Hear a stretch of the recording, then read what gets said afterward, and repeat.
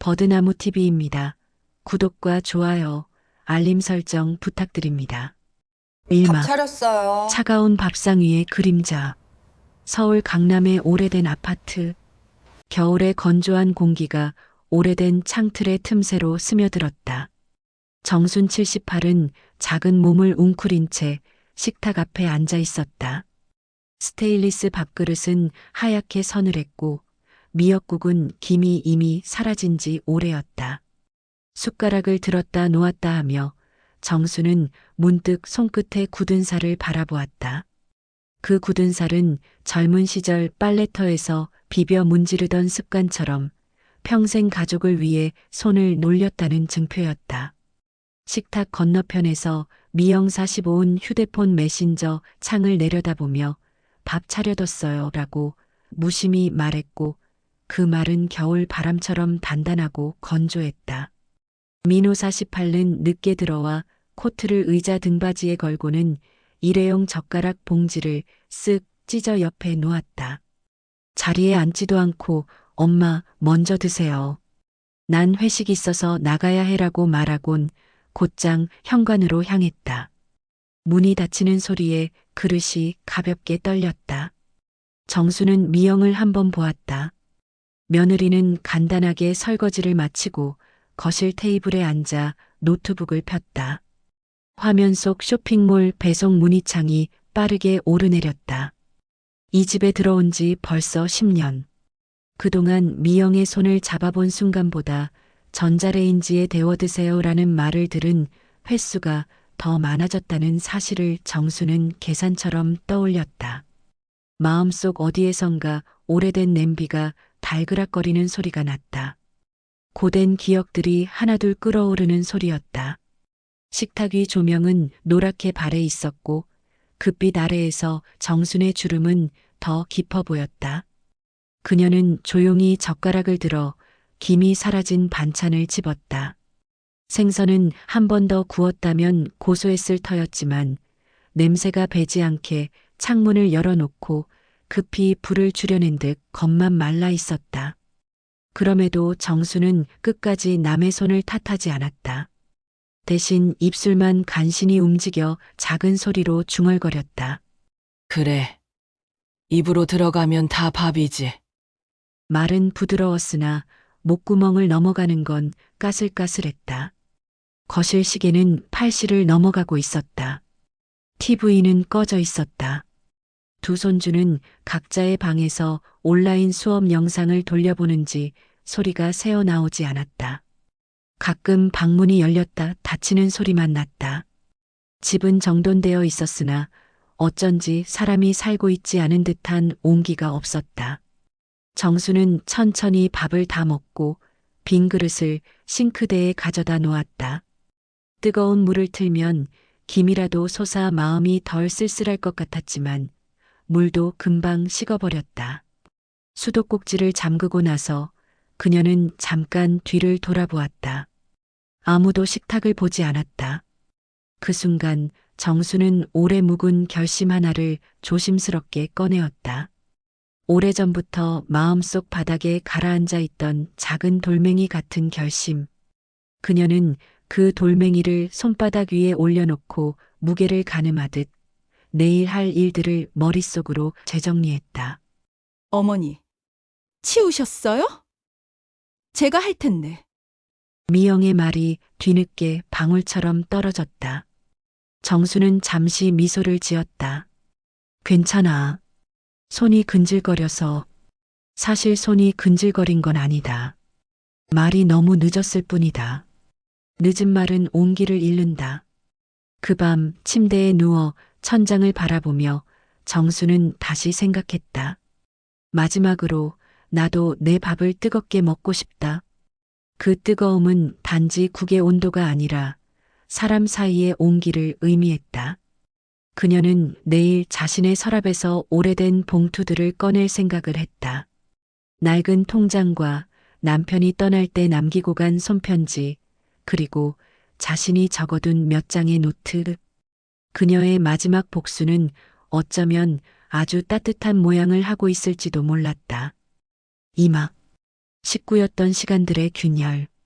다음 날 아침 햇빛이 베란다 틈새로 스며들며 방바닥에 바둑판처럼 격자를 그렸다.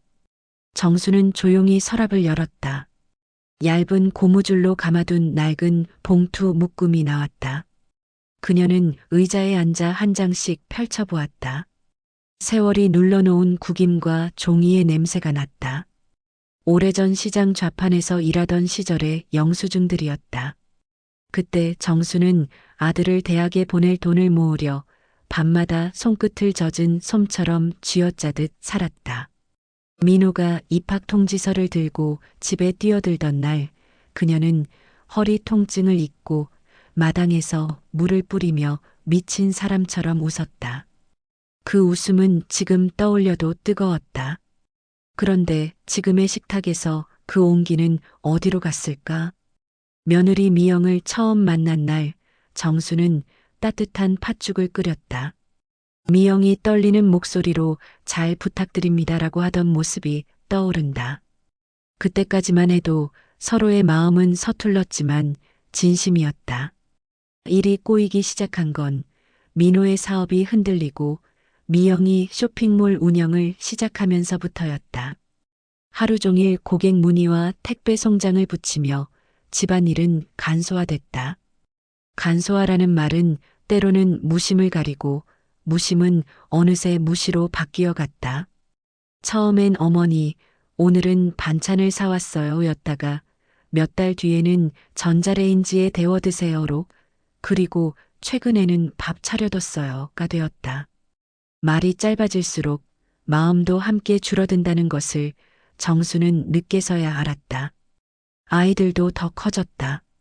큰손자 윤호 집사는 학원 스케줄로 바쁘고 둘째 지안 10일은 친구들과의 메시지에 더 많은 시간을 보낸다. 누군가 식탁에 앉아 묵묵히 국을 데우고 김치를 한 번 더 헹궈 예쁘게 담아내는 모습은 집안에서 사라졌다. 정순이 손수 무 하나를 꺼내 칼질을 시작하면 미영은 어머니 손 다치세요. 그냥 두세요라며 칼을 빼앗았다. 그 말에는 배려가 섞여 있었지만 동시에 자리를 잃어버린 사람을 한 발 뒤로 몰아세우는 기척도 있었다. 사람은 할 일이 사라질 때 스스로의 존재감을 잃는다. 정수는 자꾸만 조용해졌고 조용함은 점점 더 집안에서 보이지 않게 만들었다. 그동안 모아둔 돈은 많지 않았지만 늙은 날을 대비해 차곡차곡 쟁여둔 예금이 있었다. 남편이 남긴 보험금의 일부도 건드리지 않았다. 언젠가 아프게 될 걸 대비해 혹은 아이들에게 짐이 되지 않기 위해 아니면 정말로 자신만의 마지막 선택을 위해서 그 돈은 그녀의 마지막 남은 온기였다. 그런데 그 온기를 이제 어디에 쓸 것인가? 정수는 노트를 펼쳤다. 몇 해 전부터 조용히 찾아가 도움을 준 동네의 작은 무료급식소 이름이 적혀 있었다. 그곳에서 만난 자원봉사자 수진 52의 전화번호, 겨울이 힘든 할머니들이라는 메모, 그리고 장학금이라는 단어가 굵은 글씨로 적혀 있었다.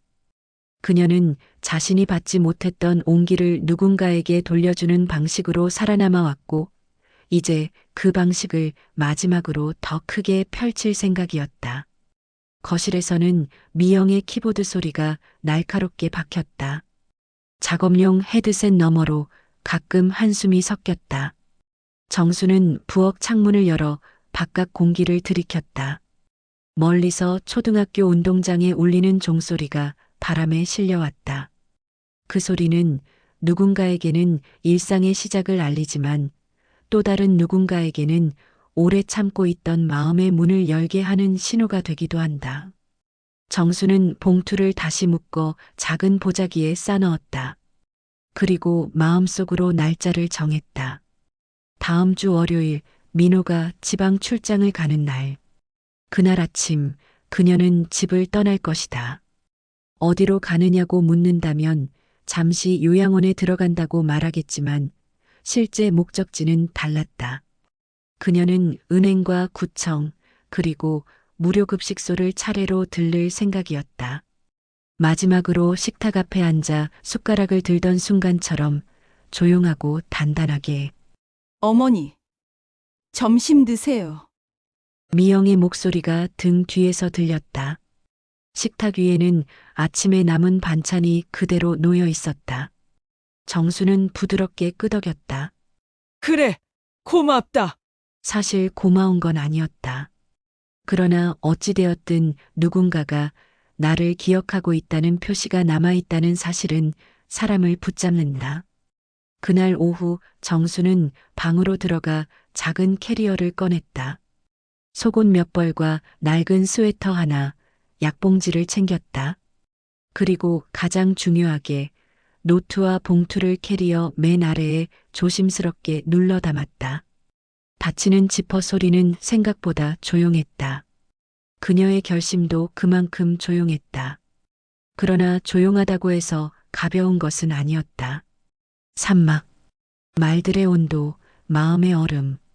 주말 저녁 가족이 드물게 한 식탁에 모였다. 미영은 오늘은 제가 끓였어요 라며 된장찌개 냄비를 식탁 한가운데에 놓았다.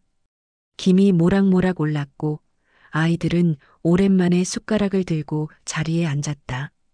민호는 소주 한 병을 가져와 잔을 돌렸다.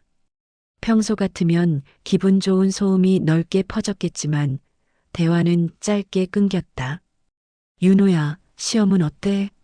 그냥. 지안이는? 응.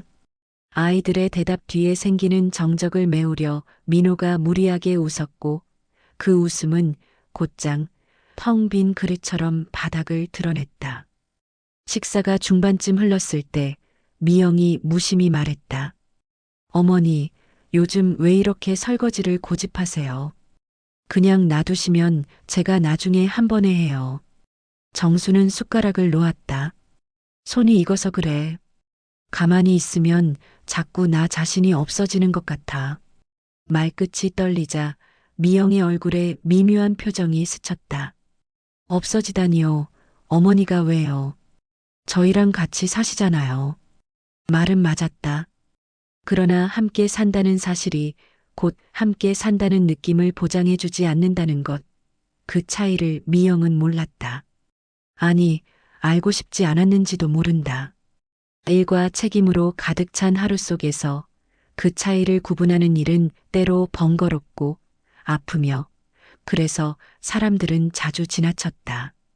민호가 분위기를 바꾸려 했다. 엄마, 다음 주엔 출장 갔다가 곧장 올게요. 필요한 거 있으면 문자해요. 정수는 고개를 끄덕였다. 마음속으로는 그날을 떠올리며 나는 아마 집에 없을 거야라고 조용히 덧붙였다. 미영은 식탁을 치우며 봉투 하나를 꺼내왔다. 이거요, 간병보험 안내문인데요. 노인성 질환 대비라는데 한번 읽어보실래요? 그 말은 사실 염려에서 나온 것이었다. 그러나 정순의 귀에는 이제부터는 준비해두세요라는 통보처럼 들렸다. 그녀는 잠시 종이를 손에 올려놓았다가 그대로 내려놓았다. 내가 알아서 할게. 말은 짧았다. 이번에는 정순의 말이 짧았다. 밤이 깊었지만 정수는 잠들지 못했다. 창밖에 가로등 불빛이 얇은 커튼에 부서져 방 안에 노란 물결을 만들었다. 그녀는 가만히 지난 세월을 더듬었다. 젊은 시절 아이들을 먹이고 재우며 부엌에서 지내던 그 시간들. 손등에 설탕물이 튀어올라 작은 화상을 입던 날도, 배추를 절이느라 손끝이 쩍쩍 갈라지던 날도 이상하게 마음은 따뜻했다. 누구를 위해 무언가를 한다는 일은 사람이 자기 자신을 확인하는 방식이었다. 그런데 지금은 할 일이 있어도 그냥 두세요라는 말이 먼저 돌아왔다. 존재를 구성하던 돌기둥 하나가 서서히 부서지는 소리. 정수는 그 소리를 귀 안쪽에서 들었다. 그녀는 침대 옆 스탠드를 켰다. 노트를 꺼내 마지막 페이지를 펼쳤다. 마지막 복수 온도의 복수? 그렇게 적어두고 밑에 작은 글씨로 덧붙였다. 나를 차갑게 만든 식탁에서 누군가에게 따뜻한 밥을. 이 말은 누구를 상처 입히기 위한 선언이 아니었다. 스스로를 지키고 오래된 상처에 붕대를 감는 방식이었다. 그녀는 다음날 해야 할 일들을 세세히 적었다. 은행 개설 창구 번호, 기부처 계좌, 구청 노인상담센터 위치, 그리고 손자 윤호 이름 옆에는 장학금 추천 가능문이라고 적었다. 복수는 그들의 눈앞에서 지갑을 닫아버리는 식이 아니라 그들이 보지 않는 곳에서 누군가에게 문을 열어주는 방식이 될 것이다. 새벽녘 정수는 그제야 잠들었다. 그리고 꿈을 꾸었다. 오래된 부엌에서 김이 자욱하게 올라오는 국 냄비. 그 옆에서 젊은 미영이 서툴게 팔을 다지고 있었다. 어머니, 이렇게 맞나요? 그래, 조금만 더. 꿈속의 목소리는 부드러웠고 손끝은 따뜻했다. 눈을 뜨니 부엌은 고요했다. 그녀는 자신이 어떤 삶을 마무리하고 싶은지 아주 선명하게 알게 되었다. 사막. 떠나는 아침, 닫힌 문과 열린 길.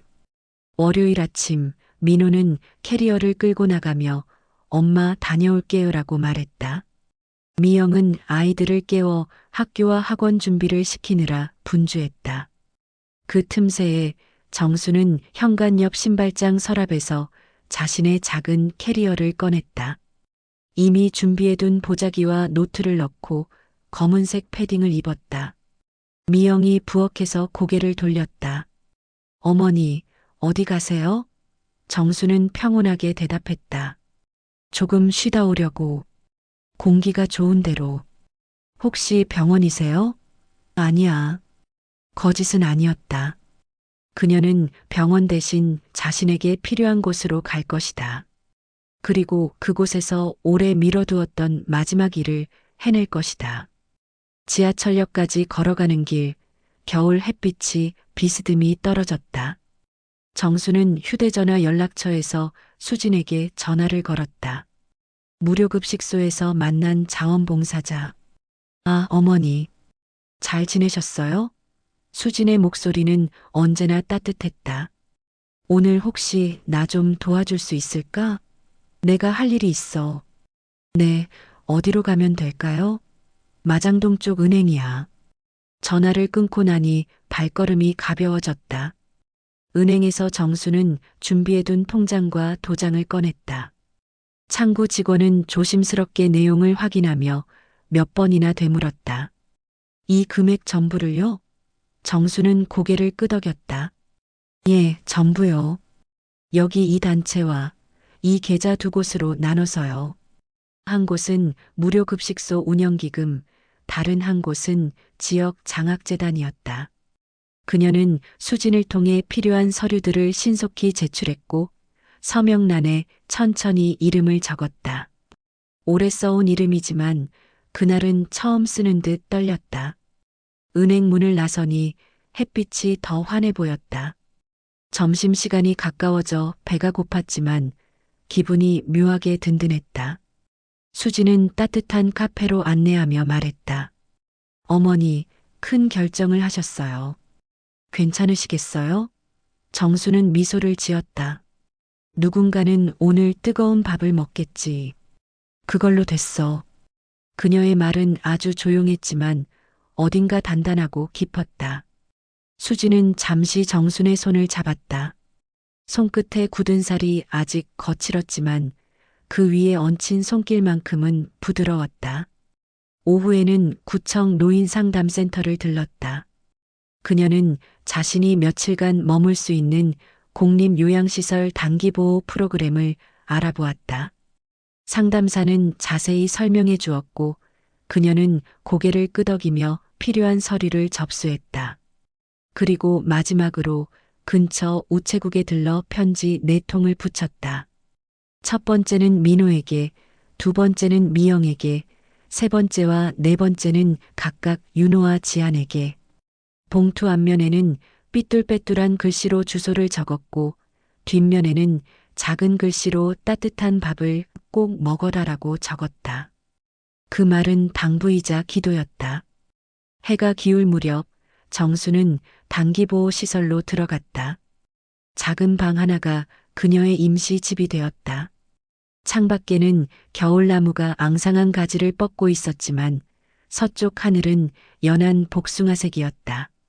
침대에 앉자 비로소 긴장이 풀렸다. 오래 몸담았던 집을 조용히 떠난 뒤 찾아오는 해방감과 쓸쓸함이 한꺼번에 밀려왔다. 그러나 그녀는 스스로를 다독였다. 잘했어. 가만히 자신에게 말했다. 이 선택이 누군가를 벌주기 위한 것이 아니라 모두가 조금씩 다시 온기를 찾게 하기 위한 것임을 그녀는 분명히 알고 있었다. 그 온기는 때로 거리를 통해 찾아온다. 너무 가까우면 보이지 않던 얼굴의 생김새가 한 발짝 멀어지면 선명해지기 마련이다. 밤이 깊자 정수는 고요한 방에서 컵라면을 뜯었다. 시설의 직원이 건넨 간식이었다. 뜨거운 물을 붓고 기다리는 동안 그녀는 뚜껑 위에 손을 얹었다. 김이 올라오며 손바닥이 되었다. 낯선 방, 낯선 냄새. 그런데 국물은 놀라울 정도로 따뜻했다. 그 순간 그녀는 자신의 마지막 복수가 어떤 모습이어야 하는지 더 명확히 알았다. 누군가가 준비한 뜨거운 밥 한 그릇이 사람을 어떻게 살리는지 그 온도를 잊지 않게 만드는 것이 바로 자신의 역할이라는 것을. 오막, 텅 빈 자리, 남겨진 글. 이틀 뒤 집으로 편지가 도착했다. 미영은 택배 상자 틈에서 낯선 우편물을 발견했다. 뒷면에 정순이라는 이름이 있었다. 순간 심장이 내려앉았다. 봉투를 뜯자 단정한 글씨가 펼쳐졌다. 첫 문장부터 미영은 의자에 앉아야 했다. 미영아, 나는 잠시 집을 비웠다. 너를 탓하려고 나가는 게 아니다. 다만 내 손이 더 이상 할 곳을 찾지 못해 내 마음이 얼어붙기 전에 내가 할 일을 하러 간다. 편지는 길었다. 정수는 그간 느꼈던 고립감과 사라진 자리의 감각을 조용하게 적어 내려갔다. 미영이 그냥 놔두세요라고 말할 때마다 자신이 한 칸씩 뒤로 밀리는 느낌이었고 식탁의 온기가 사라질수록 자신이 투명해진다고 느꼈다는 고백이 있었다. 그리고 마지막 단락에서 그녀는 전혀 예상치 못한 사실을 밝혔다. 내가 모아둔 돈 일부를 무료급식소와 장학재단에 보냈다. 너희에게 주지 않아서 미안하다 말하고 싶지 않다. 미안한 사람이 없기 때문이다. 내가 살아온 방식의 마지막 모양을 선택한 것뿐이다. 다만 남은 것은 너희가 스스로의 식탁을 데우길 바라는 마음이다. 미영은 편지를 내려놓고 한참을 앉아 있었다. 처음엔 분노가 치밀었다. 왜 상의도 없이? 그러나 곧 분노는 미안함과 당황으로 바뀌었다. 그녀는 자신이 얼마나 바쁘다는 이유로 가장 기본적인 환대를 놓쳐왔는지 일부러 보지 않으려 했던 장면들이 영화처럼 되돌아왔다. 전자레인지, 스테인리스 그릇, 짧아진 문장. 자신이 편리함으로 포장했던 무심함의 쇠붙이가 하나하나 벗겨지는 것 같았다. 퇴근 후 민호가 돌아오자 미영은 편지를 내밀었다. 민호는 2번 읽었다. 첫 번째에는 표정이 굳었고 두 번째에는 고개가 떨렸다. 엄마가 이럴 줄은 몰랐네. 민호는 창가에 서서 오래 바깥을 보았다. 그의 머릿속엔 다른 장면이 떠올랐다. 젊은 시절 새벽 공부를 마치고 나가면 어머니가 데워주던 미지근한 우유, 시험 날마다 도시락, 뚜껑을 열면 묵묵히 들어있던 계란말이. 그가 지금의 자리까지 오를 수 있었던 건 그 낡은 주방의 온기 덕분이었다. 그런데 그는 그 온기가 익숙해서 당연해지고 당연해져서 보지 못했다. 아이들은 서로 눈치를 보았다. 윤호는 조심스럽게 말했다. 할머니 어디 계셔? 미영은 대답하지 못했다. 대신 다음 봉투를 꺼냈다. 아이들에게 온 편지였다. 그 안에는 어른들의 세계보다 더 따뜻한 말들이 들어 있었다. 쉬는 시간에 꼭 뜨거운 물 마시고 밥은 꼭 앉아서 먹어라. 밥 먹는 사람은 누구나 귀하다. 윤호는 입술을 깨물었다. 지아는 조용히 고개를 끄덕였다. 그 말은 심플했지만 집안 어디에서도 들어본 적 없는 종류의 친절이었다. 그날 밤 미영은 부엌에 서서 오래 냄비를 들여다봤다. 쌀을 씻어 밥솥에 넣고 멸치와 다시마로 육수를 내고 파를 송송 썰었다. 손끝이 어색했다. 육수 냄새가 퍼질 때 그녀는 갑작스럽게 눈물이 났다. 한참 동안 울고 나서 맑아진 시야로 식탁을 정리했다. 식탁보를 깔고 수저를 맞췄다. 늦었지만 시작해야 한다. 그녀는 마음속으로 그렇게 썼다. 육막, 온도를 되찾는 방법. 그날 아침 이 집의 식탁에는 오랜만에 김이 났다. 밥솥에서 갓 꺼낸 밥의 수증기가 얼어붙은 마음의 안쪽을 찌르는 듯 했다. 민호는 잠깐 놀란 얼굴로 식탁에 앉았다. 미영은 말없이 된장찌개를 덜어주고 김치 위에 참기름을 떨어뜨렸다. 윤호와 지아는 눈치를 보다가 자연스럽게 자리에 앉았다. 아무 말도 하지 않아도 뜨거운 그릇들이 이미 많은 말을 하고 있었다. 이 집은 어제와 달라져 있었다. 식사 후 민호는 무료급식소로 전화를 걸었다. 수진이 받았다. 그는 머뭇거렸지만 용기를 냈다. 어머니가 거기 도움을 드렸다고 들었습니다. 혹시? 수진은 사실대로 말했다. 정순이 보낸 기금과 그 마음의 사연, 그리고 그녀가 지금 단기보호 시설에 머무르고 있다는 사실. 전화를 끊고 나서 민호는 긴 숨을 내쉬었다. 오늘 저녁에 가자. 미영은 고개를 끄덕였다. 가기 전에 우리 점심부터 제대로 차려 먹을래요? 두 사람은 어색하게 웃었다. 그 어색함조차 필요한 과정 같았다. 오후에 미영은 시장에 갔다. 겨울무는 묵직했고 파는 단단했다. 생선가게에서 작은 조기를 몇 마리 샀다.